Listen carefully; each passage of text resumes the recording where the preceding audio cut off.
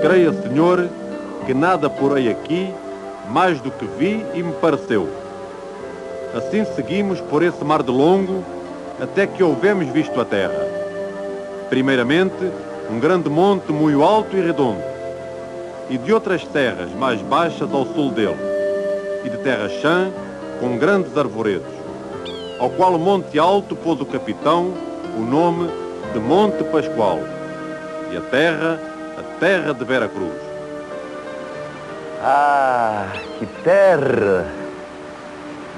Que beleza!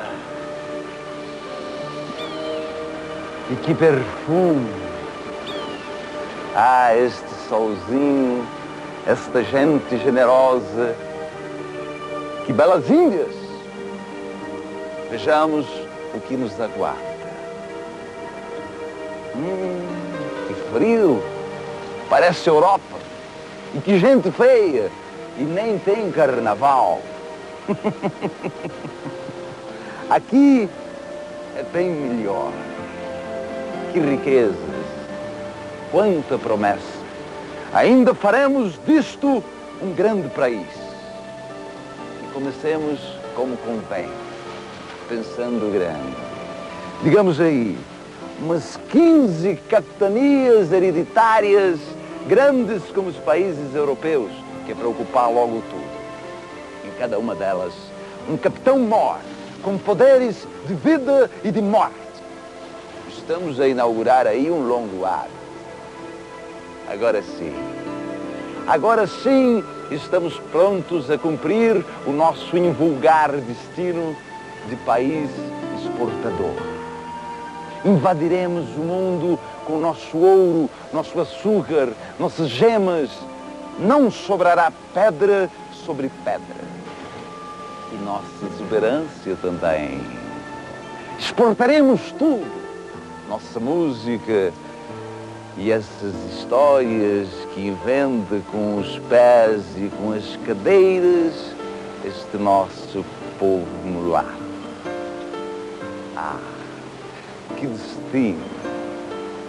Enquanto isso, esta outra América vai sendo colonizada de duas maneiras diferentes. Aqui, no sul, como lá, no nosso querido Brasil, grandes propriedades, com escravos plantando um algodão de exportação. Já aqui no norte, a coisa bem diferente. Uma colôniazinha de gente pobre que fica a plantar suas hortinhas, tem 2 ou 3 vaquinhas, se veste de preto e canta no coro de igreja. Povinho pobre, que pensa pequeno.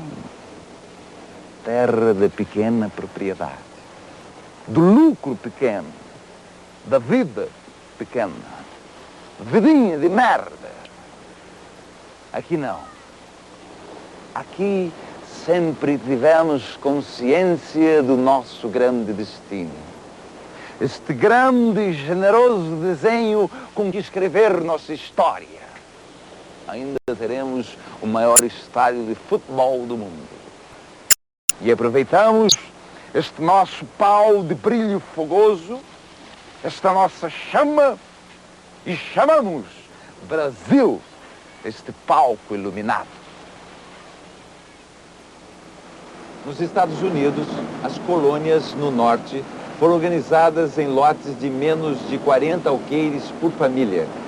Surgiram assim pequenas comunidades com vida própria, criando um pequeno mercado. Pequeno, sempre pequeno. Esse trabalho familiar e livre no norte e as fazendas maiores com escravos do sul não iriam conviver por muito tempo. O norte se desenvolvia muito mais. Criava mercado, criava proprietários, criava no campo uma classe média. E veio a guerra. E o norte ganhou a guerra. Foi logo depois desta guerra que aquele radical de esquerda, aquele execrável comunista, aquele tal de Abraham Lincoln, resolveu sancionar uma lei de terras. O lema era: um lar para cada americano e limitava a área e garantia a propriedade da terra àquele que a ocupasse. E pior do que isso, como haviam ganho a guerra, resolveram estender para o restante do país o Velho Oeste, aquele mesmo sistema de pequenas propriedades do norte. Assim, limitaram cada família a 160 acres ou 25 alqueirinhos. Limitaram, é verdade, mas garantiram a propriedade da terra a quem a ocupava. Prudentemente, nós aqui, modéstia à parte, mais uma vez chegamos à frente. 2 anos antes, em 1850, fazíamos já a nossa lei de terras. E foi diferente, é claro. Não se chamou um lar para cada brasileiro, chamou-se Lei Vergueiro e tinha como objetivo, mais uma vez, não permitir que esta terra fosse ocupada. Então, para que tudo ficasse como sempre esteve, fizemos a lei. À liberdade dos escravos, o nobre senador Vergueiro opôs o cativeiro da terra e criou o poceiro, isto é, aquele que vive na terra não a possui. Assim, ao garantir a propriedade ao título da terra e não a sua ocupação, o Brasil de papel podia, enfim, libertar seus escravos, criando os primeiros sem terra. Esquecer a economia de mercado. Afinal, mercado é coisa de branco. A escravidão acabou nos Estados Unidos em 1862. E o Brasil, da grande promessa, depois de preparar-se tanto, ainda levaria mais de 1/4 de século para ser o último país a proclamar a abolição. E é claro que não pensou, como eles, em dar 40 acres e uma mula para cada escravo liberto. Como também não pensou, é claro, logo depois, na República, em dar um novo texto a essa cena. Essa falta de texto chamou-se destino, o grande destino do povo brasileiro.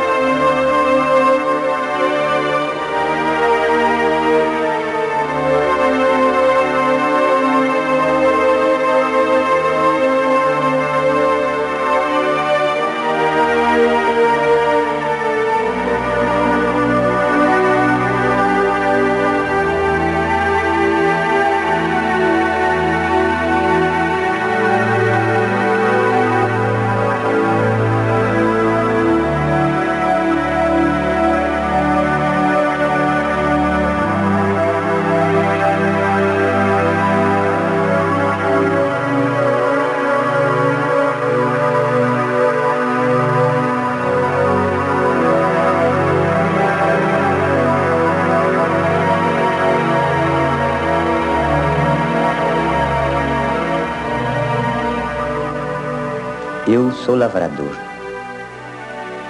puxador de enxada. Sempre fui lavrador. Aonde os nossos antepassados adquiriram sua terra, ali nasceram, cresceram, casaram, adquiriram filho em cima daquela terra. Então eu acho muito difícil, uma coisa que machuca muito a mim pessoal, é quando eu me lembro das antigas terras que o papai possuía. Eu tenho uma saudade imensa de voltar naquele pedacinho de chão aonde eu fui nascido e onde eu fui criado.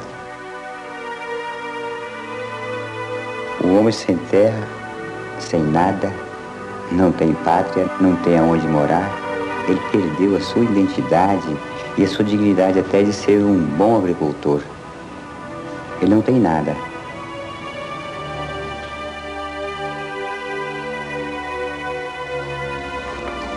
Bom, o movimento ele começou em si aí por volta de 1982, né?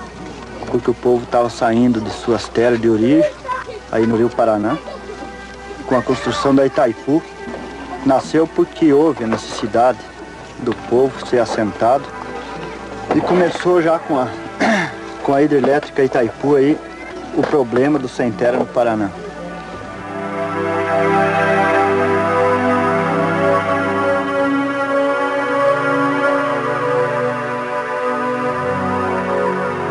O pessoal pode perguntar, bom, o que é que vocês querem com o movimento? A primeira coisa, é claro, é terra, né? Todo mundo é gente da terra. Nós, agricultores aqui, somos gente que saímos, nós trabalhávamos de meieiro, parceiro, né, arrendatário, até como diarista, mas todos somos trabalhadores da roça, né? Partimos para uma organização, uma luta coletiva, porque nós representamos mais de 11 milhões de famílias sem terra no Brasil todo. Fazenda por fazenda, estado por estado. E esse povo que está acampado aqui não tem para onde ir. Não tem aonde voltar. Não tem nada, nada, nada, nada.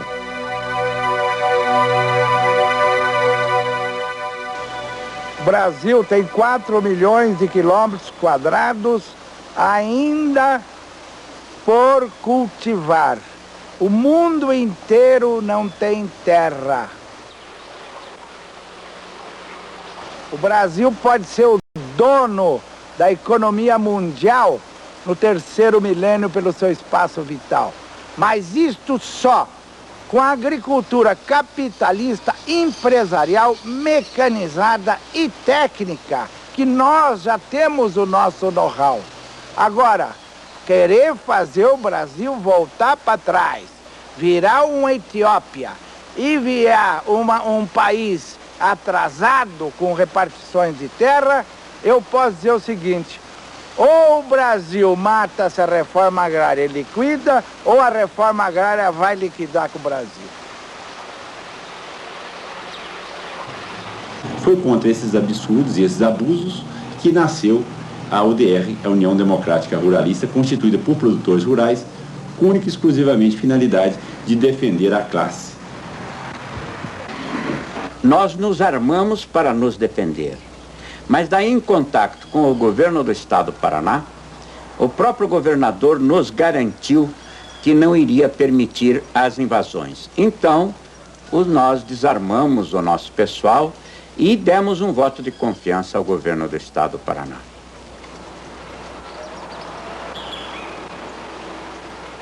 O presidente Sarney deve liquidar com esse mirade, com essa reforma agrária, porque isso aí é uma doença que está aí a incomodar o país todo e aumentar o déficit público.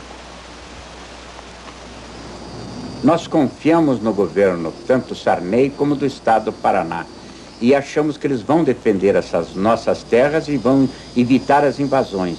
Caso contrário, se o governo não fizer isso, daí nós somos obrigados a defender as nossas propriedades através das armas.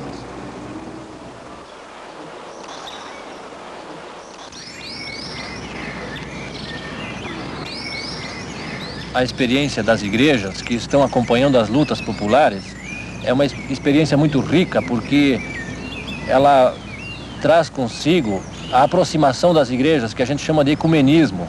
É um ecumenismo prático, porque não se discute os dogmas, ou as divergências, ou as propriedades de cada confissão religiosa, mas a gente procura se unir no serviço à causa popular. A Igreja Católica no Brasil dá um decisivo apoio a todos esses agricultores sem terra, que procuram inclusive ocupar terras devolutas, improdutivas, ociosas, porque a Igreja defende o direito de que a vida, a sobrevivência, está acima da propriedade privada. Aí o bispo vai, que nem urubu. Ele vai onde tem carniça, onde tem qualquer encrenca, ele vai lá para apurar essa encrenca e jogar o povo contra o dono da terra.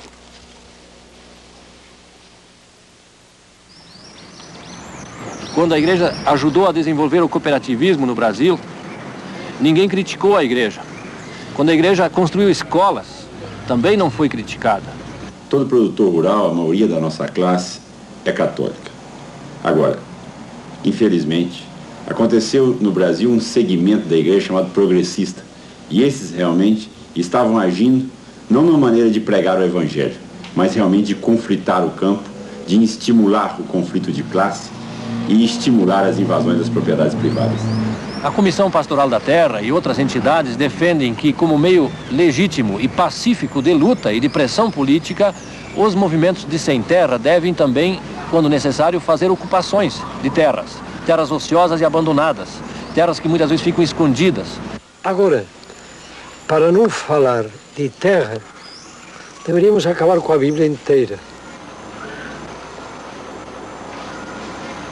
Porque a Bíblia fala de terra da primeira página até a última. Deus, no Gênesis, criando a terra para todos.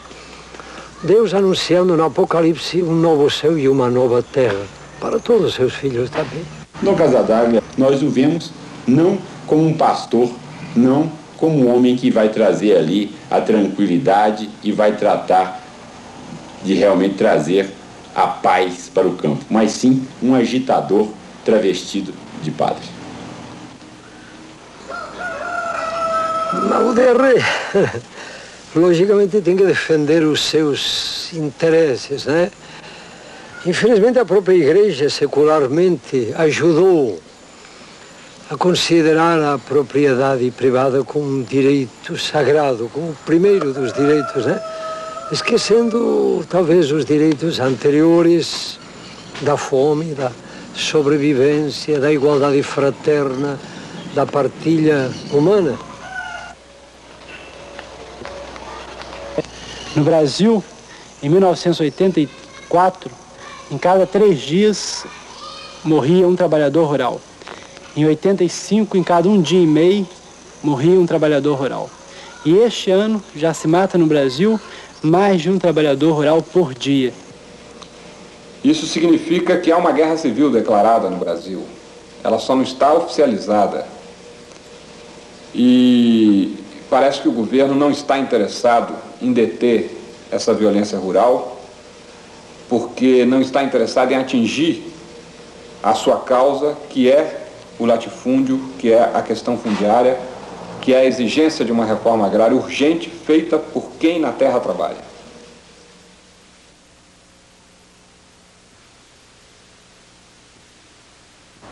A agricultura brasileira se divide em 2 setores principais. O primeiro deles, formado pelos grandes proprietários, produzindo predominantemente produtos de exportação em grande escala, e que são compradores privilegiados das grandes empresas de insumos, das indústrias que produzem máquinas, etc. Esses são apenas 10% dos proprietários brasileiros. A outra parte da agricultura é composta pelos pequenos produtores, proprietários ou não, que são 90% do total de produtores e que produzem principalmente para o mercado interno, alimentos, matérias-primas, e que não contam, de modo geral, com o apoio de governo.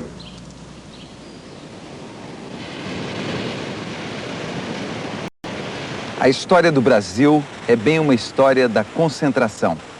Das capitanias hereditárias a este novo regime de capitanias industrializadas, a história foi sempre concentrar, concentrar e concentrar. Concentrar sempre. Vejamos desde o início. O Brasil tem 8,5 milhões de quilômetros quadrados, ocupados aproximadamente por 5 milhões de propriedades.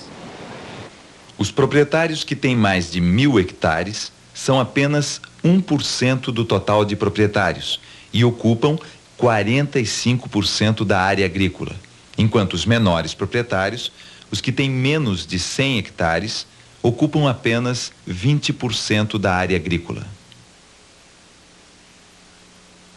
Os que têm menos de 100 hectares geram 80% do total de empregos, enquanto os grandes proprietários, os que têm mais de 1.000, geram apenas 4%. Mecanização. Os que têm menos de 100 hectares têm, em média, 54% das máquinas agrícolas, enquanto os que têm mais de 1.000, apenas 11%. E para comer, quem produz? As fazendas que têm menos de 100 hectares produzem 50% do produto agrícola, enquanto que as grandes fazendas, as com mais de 1.000 hectares, produzem apenas 16%. Mas não é só. Ainda com relação ao crédito, embora recebam muito menos, os pequenos proprietários produziram 85% a mais por cruzeiro investido. E imposto, quem paga? Ou melhor, quem não paga? Como o tamanho é documento, quanto mais cresce a propriedade, mais cresce a sonegação. Ela mais que dobra entre os grandes proprietários. A essa imensa concentração da terra corresponde uma concentração em todas as áreas da economia. Na indústria, mais da metade do mercado é controlada por apenas 1,7% das empresas registradas no país. É claro que a distribuição da renda também é absolutamente perversa. Enquanto os 5% mais ricos detêm 34% da renda, os 50% mais pobres ficam com apenas 13%. Assim, somos a renda mais concentrada entre os 46 países estudados pelo relatório do Banco Mundial em 86. Este quadro gerou uma economia incrível. Somos o 8º PIB do mundo capitalista. Somos a 7ª agricultura do mundo e o 4º maior exportador de alimentos. Mas somos a 6ª pior alimentação do mundo. 62 milhões de brasileiros, a metade do país, estão abaixo da linha da pobreza da ONU. Somos a maior economia do terceiro mundo, maior que toda a América Latina junta, mas somos o menor salário da América Latina. Aliás, ele hoje é o menor da sua história, 1/4 do que valia quando foi criado em 1940. Olha só. O salário e o boi. Em 1956, um salário mínimo comprava 8/10 de um boi. Em 74, um salário comprava apenas 54 quilos, ou 1/5 do boi. E em 87, o salário chegava aos 26 quilos, ou 1/10 do boi. Metade dos 55 milhões de trabalhadores recebe até 2 salários. Este é o nosso fabuloso mercado. Um mercado onde 9 milhões de assalariados rurais não recebem sequer o salário mínimo. Um mercado que tem 11 milhões de desempregados nas cidades, 4,5 milhões de famílias sem terra e 1 milhão de poceiros. E a fome? Somos 30 milhões de brasileiros na miséria absoluta. 7 crianças morrem a cada 5 minutos. 1,5 criança por minuto de fome. No último século, a América Latina multiplicou sua população por 8, enquanto o primeiro mundo apenas dobrou a sua. Assim, a gente foge. Entre 1960 e 1980, 30 milhões de brasileiros abandonaram o campo. Uma Argentina inteira, 3 Cubas, 6 Noruegas. De qualquer forma, é preciso compreender aquele desenho original, o das capitanias hereditárias. 10% dos proprietários possuem quase tudo. 80% das propriedades. E o que isso quer dizer? Isso quer dizer que os 53 maiores latifundiários possuem quase 12 milhões de hectares. Meio estado de São Paulo ou 3 Dinamarcas.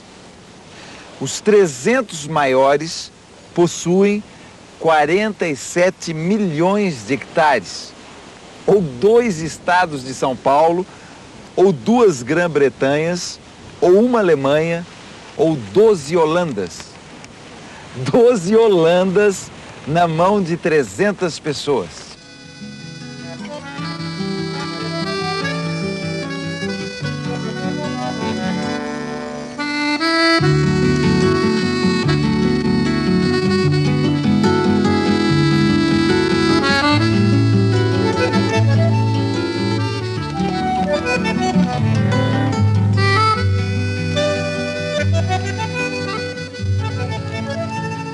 Eu fui o primeiro agrônomo aqui de Pinhalzinho, sabe? Então aqui na região, na época, não existia nada.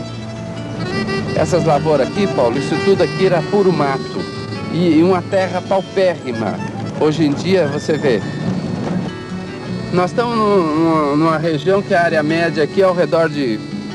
Não sei se dá 12 hectares por família, Paulo. Eles são pequenos produtores rurais, são donos da atividade. E o principal fator do sucesso disso aqui, eu acho que é o entrosamento com as indústrias. Aqui em Pinhalzinho nós temos uma área de 12 mil hectares. Quer dizer que em cima de 12 mil hectares, nós temos mais ou menos 14 mil habitantes vivendo do jeito que você vive. Você olha aí.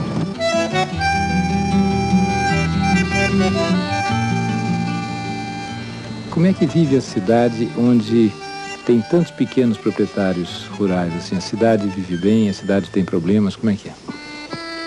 Paulo, eu não sei, mas você notou ali, nós não temos favelas na nossa cidade.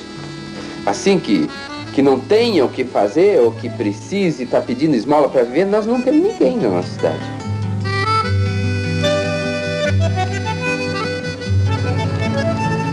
Mas o custo de produção tem elevado muito.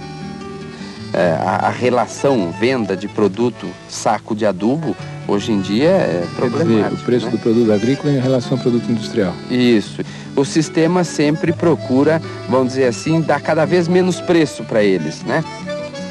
Mas tem que entrar uma mentalidade, que é a mentalidade dos agricultores em torno de associações de indústria, mesmo de indústria. As indústrias aqui na região, não podemos dizer que não deu certo. Eles cresceram junto com a agricultura. Eu acho que é o melhor exemplo a ser seguido, dá certo, mas junto com isso tem que ir a estrutura que ampara eles, porque eles sozinhos são fracos demais.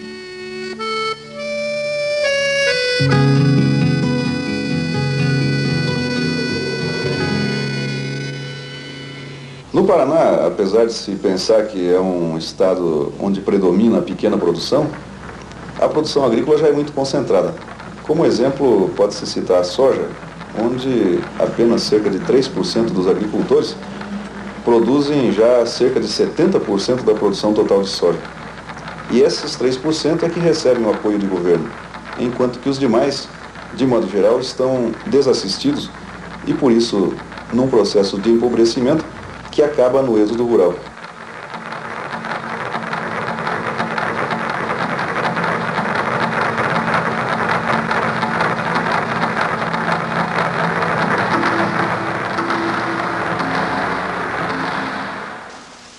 O negócio é o seguinte, o negócio minha propriedade eu estou perdendo. Estou acabando de perder porque não consigo pagar minhas dívidas com esse juro caro e a produção que a gente produz não tem preço. Eu represento uma comissão que fala em nome do Vale e que hoje é em torno de 17 a 18 cidades. Só em São João do Ivaí, nós tivemos 2.000 pessoas envolvidas, sendo que 1.200 delas chegaram a ser executadas. Partindo por esse número, por 17 cidades, faço a ideia quantas pessoas representa isso. Onde o Cristo Pereira, juiz de direito da comarca São João do Ivaí do estado do Paraná, na forma da lei, faz saber a que o presidente vir ou dele conhecimento tiver, que hoje, em frente do edifício do fórum local, o porteiro dos auditórios levará a primeira... Companheiro, o que nós estamos assistindo aqui hoje em São João do Ivaí é realmente uma vergonha para um país que está com a sua economia embasada na agricultura. O agricultor de 2, de 3, de 5 alqueires sendo expulso do campo. Homem que realmente sabe fazer uma agricultura, homem que nasceu de dentro da agricultura. Nós queremos perguntar às autoridades econômicas quem é que ele vai colocar no lugar desse cidadão e o que ele vai fazer na cidade daqui para frente. Nós estamos cansados de ver, né, o pequeno produtor abandonar a terra por falta de condições. Então a gente acha que precisa, para a reforma agrária dar certo, uma mudança na política desse país, na política agrícola que garanta o pequeno produtor em cima da terra. O dia de protesto dos agricultores. Houve manifestações em vários estados. A principal foi em Brasília, uma marcha de produtores rurais pela esplanada dos ministérios. E o ministro da Agricultura responde aos produtores. O governo dá todo o apoio ao campo. Um dia de protesto dos agricultores em todo o país. Os produtores dirigiram-se para o centro da cidade com máquinas e tratores. E pelo caminho foram fechando as portas das agências bancárias que encontravam. Produtores de 14 municípios bloquearam por mais de 2 horas a principal estrada da região. Os agricultores também queimaram sacos de amendoim e arroz, um fardo de algodão e até um trator. Em Brasília, mais de 20.000 agricultores de todo o país participaram do Dia de Alerta do Campo à Nação. O presidente da UDR, Ronaldo Caiado, comunicou aos agricultores o resultado do encontro da comissão com o presidente Sarney. 30 mil homens mobilizados de todo este país não sensibilizam os poderes constituídos desta república. Vamos parar a agricultura e a pecuária.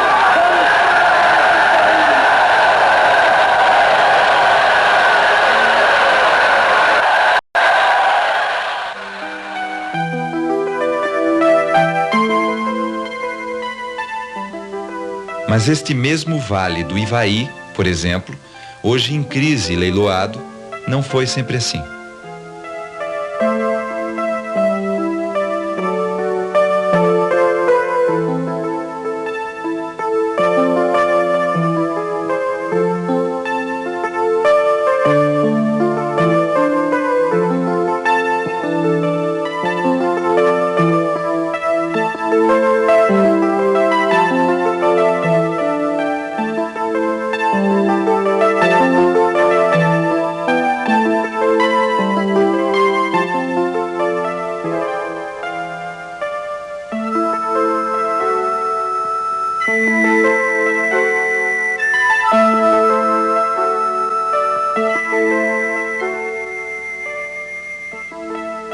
O que eu me lembro bem de Londrina, não sabe, eu cheguei aqui em 42, acompanhei o crescimento, a colonização de Londrina, a ocupação da terra. A ocupação foi muito racional. E depois nós temos que reconhecer a Companhia de Terras Norte do Paraná dos ingleses, facilitava muito a aquisição de terra. Era a coisa mais fácil adquirir uma área de 15, 10, 20 alqueires. Não eram áreas grandes, mas áreas de terras muito boas, muito férteis, e dentro de pouco tempo essas áreas se converteram em sítios maravilhosos, com produção de café. Mas ao lado do café eles plantavam feijão, plantavam milho, plantavam arroz. Eu tinha a impressão de que Londrina é um paraíso agrícola. Plantações de café belíssimas, mas ao lado havia pomares, havia chiqueiros, havia criação de galinhas. Então havia uma fartura extraordinária. Mas como se transformou? O que ocorreu? O que eu me lembro é que essas áreas verdes foram aos poucos desaparecendo. Esse tempo passou, mas a verdade é que foi alterando a exploração da terra. Hoje tem muita soja, muito algodão. A gente até, não sabe, perdeu a imagem do que foi Londrina e naturalmente o norte do Paraná, daqueles tempos. A gente quer fotografar isso de novo no espírito e não consegue. Mas a minha lembrança era de um Éden, ouviu? Verdadeiras chácaras maravilhosas que se sucediam. E aquele homem feliz.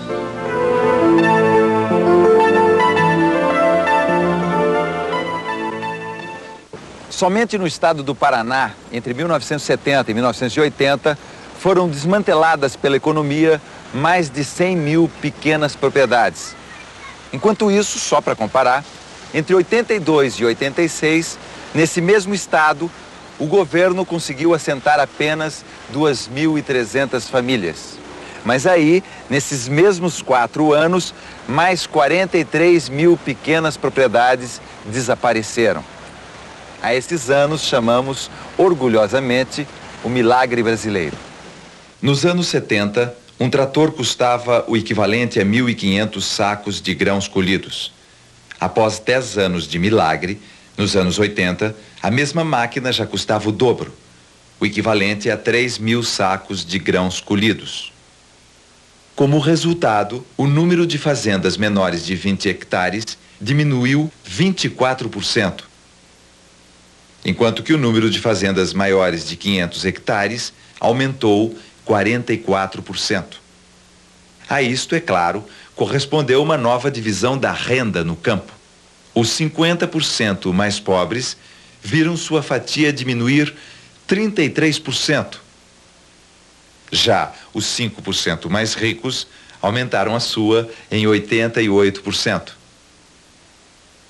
12 milhões de agricultores foram expulsos da terra nos últimos anos.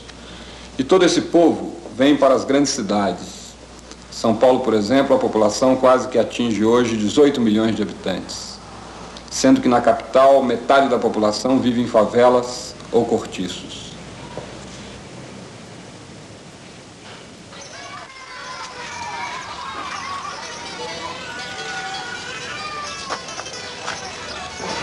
Seu José, então por que o senhor saiu do campo?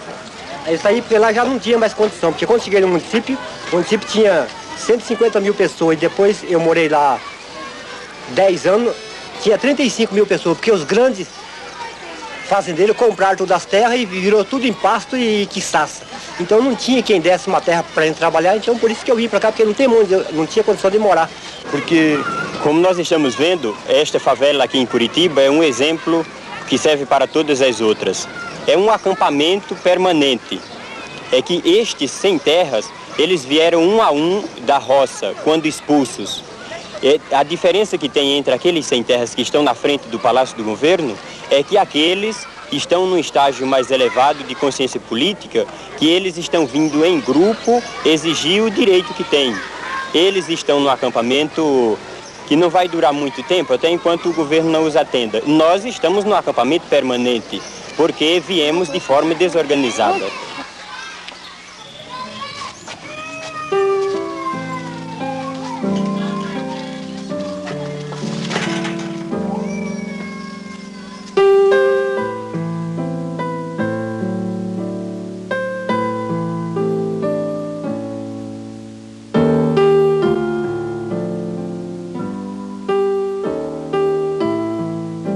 E eles vêm vindo.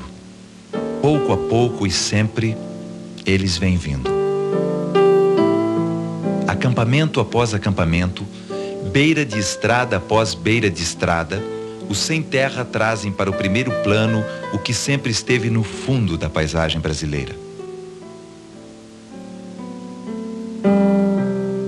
E fundam ali, naquele canto de terra, o país que podem. Abaixo do céu e à sombra de uma bandeira que sempre os esqueceu, o sem terra resiste.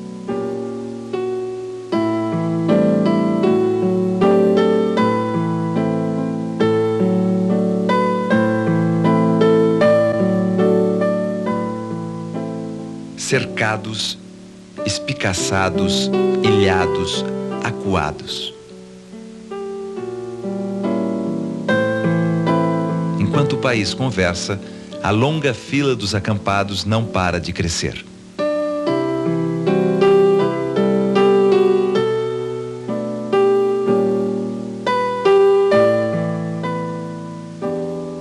Exemplo mais famoso destes acampamentos, a Fazenda Anone, no Rio Grande do Sul, já é um clássico. Estamos acampados desde 29 de outubro de 1985. Somos aproximadamente de 6 a 7 mil pessoas, com 3 mil crianças aqui no acampamento.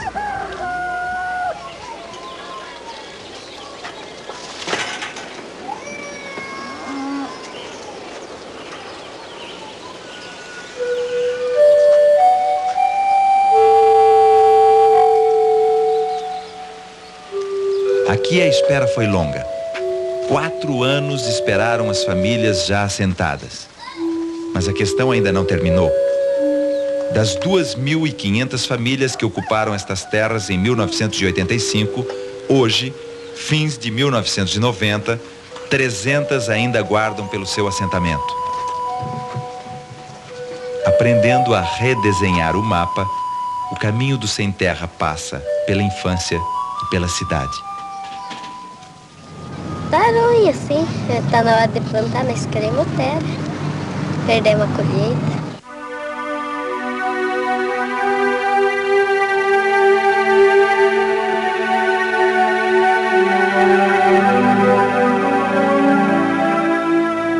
Dos campos, das cidades, das frentes dos palácios, os sem terra, este povo de beira de quase tudo, retiram suas lições de semente e história. Assim, espremidos nessa espécie de geografia perdida que sobra entre as estradas, que é por onde passam os que têm para onde ir, e as cercas, que é onde estão os que têm onde estar, os sem terra fazem o que sabem fazer: plantam. E plantam porque sabem que terão apenas o almoço que puderem colher, como sabem que terão apenas o país que puderem conquistar.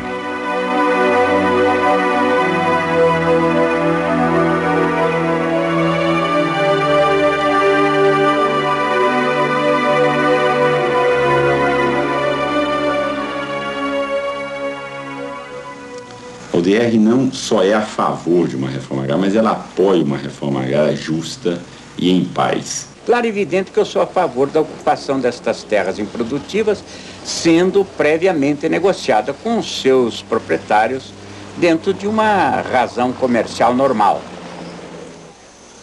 Nós vivemos uma situação de cinismo coletivo. Cinismo por parte dos empresários rurais, cinismo por parte deste governo. Todos são favoráveis à reforma agrária, mas todos dizem que a reforma agrária tem que ser lenta, tem que ser gradual, caso contrário vai desarticular a economia.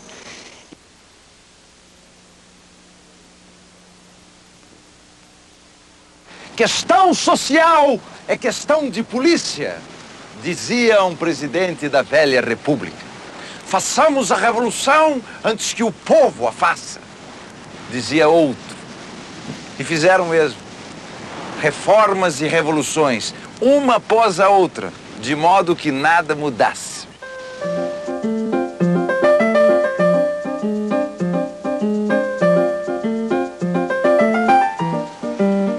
Goulart, o último civil eleito, cria a Supra, anuncia o fim do latifúndio e é deposto. Então uma sucessão de militares pega da pena e cumpre sua missão.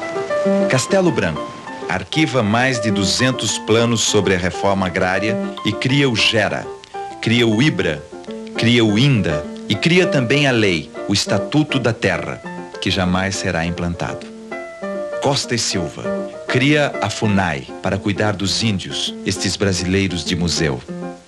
Médici extingue o GERA, o IBRA, o INDA e cria o INCRA. E talvez também pensando em colonizar para não reformar, cria o PIN e cria o Pró-Terra. Em seguida, Geisel cria o Polo Amazônia, o Polo Centro, o Polo Nordeste. E Figueiredo, o inesquecível, cria o GETAT, cria o PNAP e ainda não satisfeito, cria um sonoro MEAF. Ministério Extraordinário para Assuntos Fundiários. Após os militares, Sarney cria mais um ministério, o MIRAD, que fecha o INCRA, que fechou o IBRA, que fechou a SUPRA, que também não fez nada. E para grandes momentos, grandes metas. 450 mil famílias serão assentadas até o final de 1988. Promete Sarney para um Brasil de acampados. 5 ministros e 2 anos depois, chegamos a 2% desta fabulosa promessa.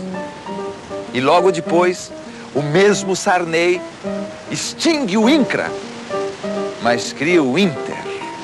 E não satisfeito, extingue o próprio ministério, o MIRAD. E o Congresso, como que a tomar uma grave decisão, extingue o recém-nascido INTER, mas ressuscita o nosso velho conhecido, o INCRA. Exemplo mais concreto, na minha opinião, desta recusa do governo em encaminhar a reforma agrária é o fato de que até esse momento nenhum só assentamento foi feito pelo governo por sua iniciativa dentro de um plano, um programa, um projeto de reforma agrária do governo. Faz 1 ano e meio que temos acampado, a gente estava na beira das BR, agora temos aqui na frente do Palácio do Governo e a gente só sai daqui se for para cima das terras, mesmo legalmente ou mesmo ilegalmente. Porque o pessoal que está assentado, estão assentados porque fizeram ocupações de terra, mas por parte do governo não teria ninguém assentado.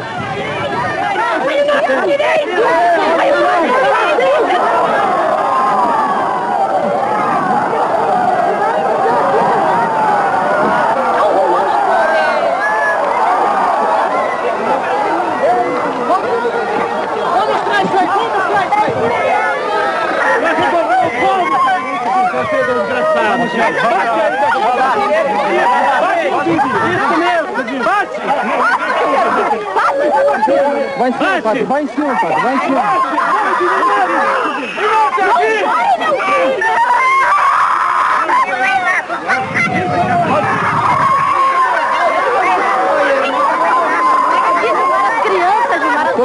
Tô pegando tudo.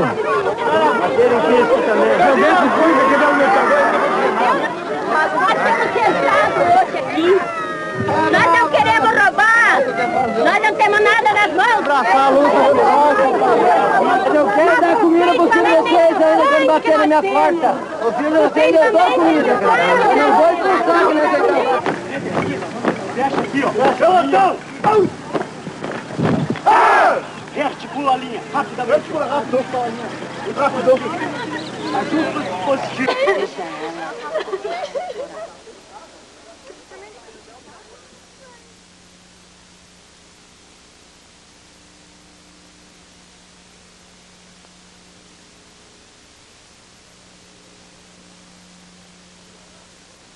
Tiraram a força mesmo, vieram para tirar.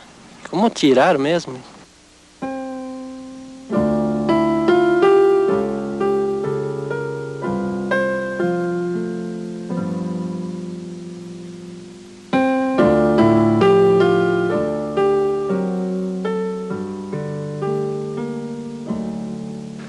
Entraram para dentro, toraram o correntão e abriram o portão e entraram.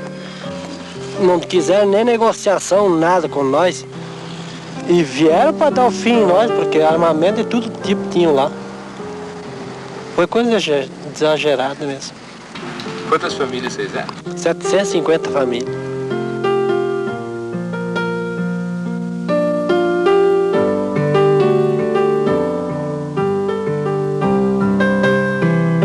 Naquele domingo, no momento que a polícia chegou lá para efetuar o despejo, a gente tinha bandeira hasteada, a bandeira nacional. Daí achamos por bem cantar o hino nacional, demonstração que nós não estávamos a fim de briga, nós queria paz. E queria conversar com eles para tentar se negociar a nossa saída de lá. Mas eles respeitaram tudo aquilo, não obedeceram e não obedeceram nada, como se fossem os inimigos deles que estivessem lá. Como eles dizem, hoje eles falam que é invadido a fazenda. Eu acho que não é invadido, que lá dá a bandeira brasileira, o povo brasileiro que está lá. Mas eles chegam até, inclusive chegam, arrancam a própria bandeira brasileira e começa a operação deles.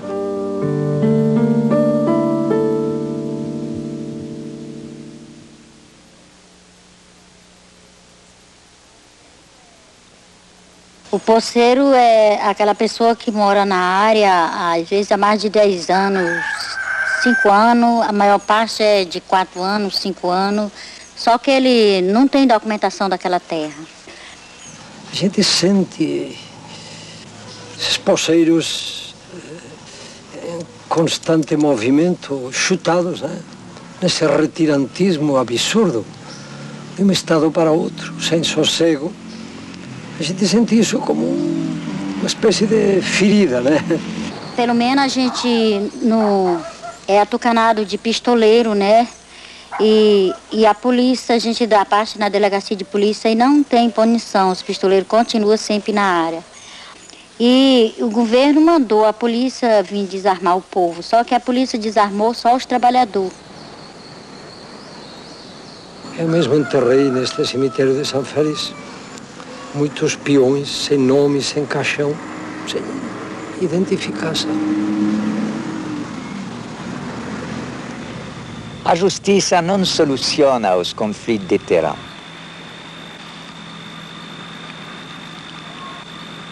E além disso, quando tem crimes, a justiça não apura os crimes. No nosso regional da CPT, nesses últimos anos, temos mais de 100 assassinatos e a justiça não apurou nenhum desses assassinatos. Mas a morte também tem seus números. A área em conflito, por exemplo, entre 1985 e 1987, dobrou. Já o número das pessoas envolvidas nos conflitos rurais, entre 85 e 87, triplicou.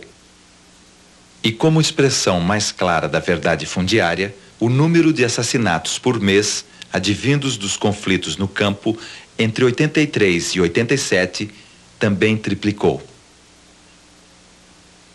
A isto chamamos pobremente realidade.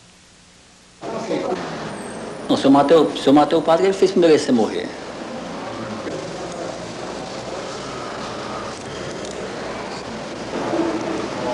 Muita gente não mata. Não fui o primeiro, nem você o último. O nosso Deus é um Deus de justiça e verdade. Todos. O nosso Deus é um Deus de justiça e verdade. Que só na cidade de Imperatriz, o padre Jusimo era a 10ª pessoa que era assassinada por causa dos problemas da terra em 60 dias. Essa foto mostra João Moreira, assassinado no dia 13 de agosto de 1987, a pauladas, 12 filhos, morreu depois de ter saído da área de conflito, com medo de ser assassinado. Os pistoleiros o buscaram fora da área. Esse é o Antônio Bispo dos Santos, lavrador poceiro na fazenda Agropecos, em conflito com o seu Jair Andrade, tesoureiro da União Democrática Ruralista.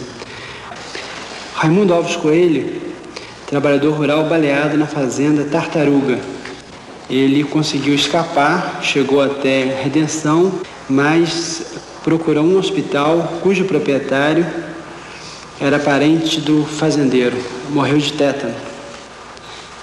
Olímpio Calixto de Souza, peão, trabalhador rural, reduzido à escravidão na fazenda Capu, conseguiu escapar, entrar na fazenda no Brasil, foi alcançado, abriram a cabeça dele com um facão e, apesar de ter todos os documentos com a identidade, a polícia colocou no local do nome a palavra cachorro. São muitas as milícias privadas, os grupos de jagunços. O grupo mais famoso é o do Sebastião da Teresona, que comandou diversos pistoleiros, inclusive os irmãos Guedes. E esses pistoleiros, 18 deles, violentaram a Leonilde Resplandes, 13 anos, queimaram ela viva, o corpo aparece aqui na foto carbonizado, mataram depois seu marido e seu cunhado. Esta violência também não vem de hoje. Desde sempre, como quem não quer lembrar, nós a transformamos na calma beleza de nossos museus. Em 1908, por exemplo, foi a vez do Sul conhecer o moderno.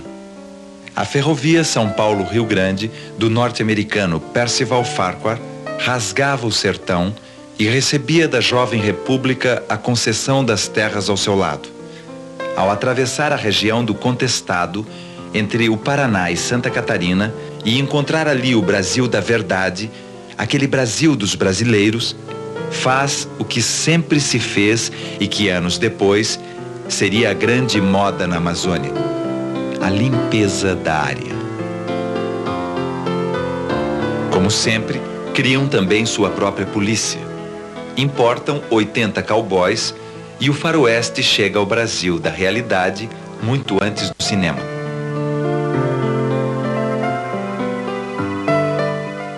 Ao poceiro, resta o de sempre: seguir seu monge e esperar.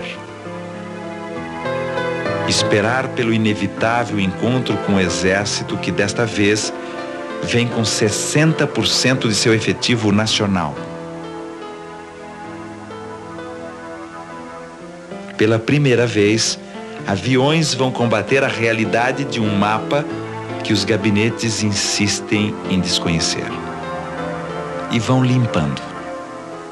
Ao contrário do massacre de Canudos, aqui haverá sobreviventes. Contarão histórias que 10 mil mortos já não podem mais contar.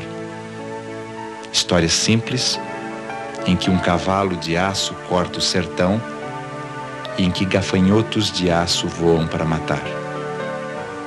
Histórias em que a terra, numa espécie de encantamento futuro, se mistura com leite, farinha e mel. Histórias que se adivinham nessas cruzes de beira de estrada que tem sido a longa história do povo brasileiro.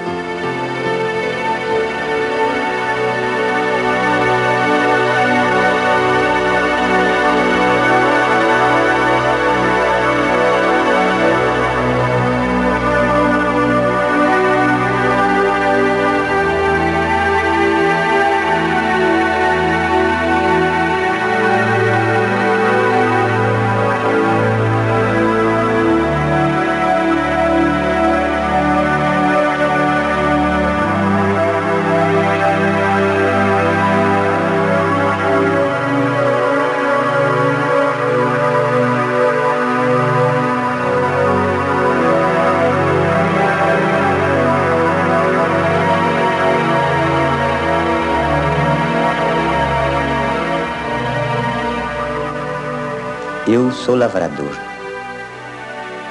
puxador de enxada. Sempre fui lavrador.